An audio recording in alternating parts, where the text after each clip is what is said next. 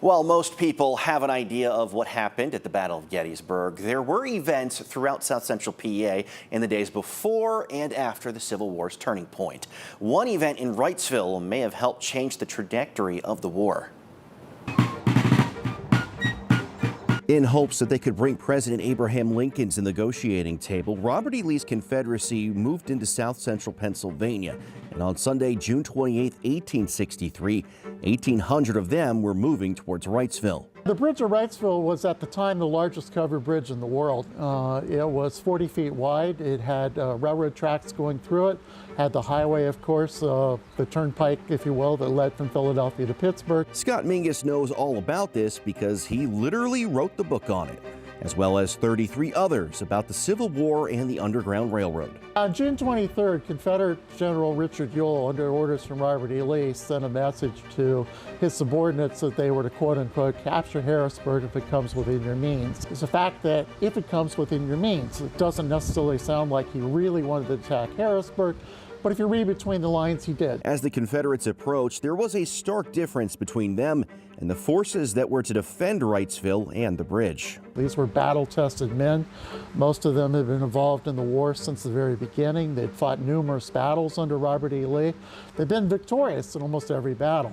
Most of the defenders of the Wrightsville were either discharged veterans from the Union Army, militiamen, coal miners. A lot of them were from the Wilkes-Barre, Susquehanna County area. They were joined by 57 free African Americans who worked at the rolling mill in Columbia.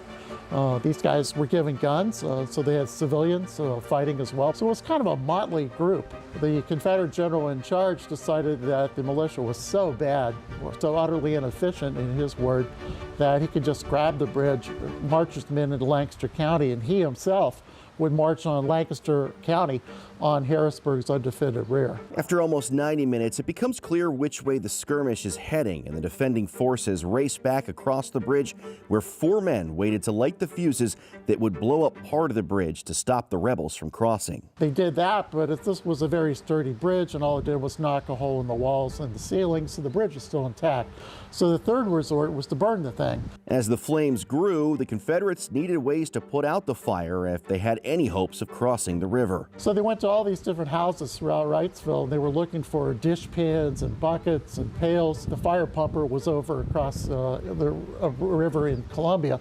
So, and the citizens of Wrightsville had no buckets, so they said. But when the wind shifts and blows embers back towards Wrightsville, catching businesses and even homes on fire, suddenly everyone in town remembers where they put their buckets. After 6 hours, the bridge completely burns into the Susquehanna, and with it goes the Confederates' hopes of advancing into Lancaster County. But their work in Wrightsville was far from done. General Gordon, who was the commander of the actual troops at Wrightsville itself, he ordered his men to form a bucket brigade from the Susquehanna and Tidewater Canal into the Susquehanna River. And so these guys from Georgia were passing water, pails of water, and then people were standing on the roofs to try to save as much of the town as possible. And then the mayor's daughter invited General Gordon to breakfast the next morning to say thank you. On the morning of the 29th, the Confederates left and headed back towards Gettysburg, but there were plenty of takeaways from Wrightsville. One, the 57 African Americans that fought there, again, civilians, not in uniform,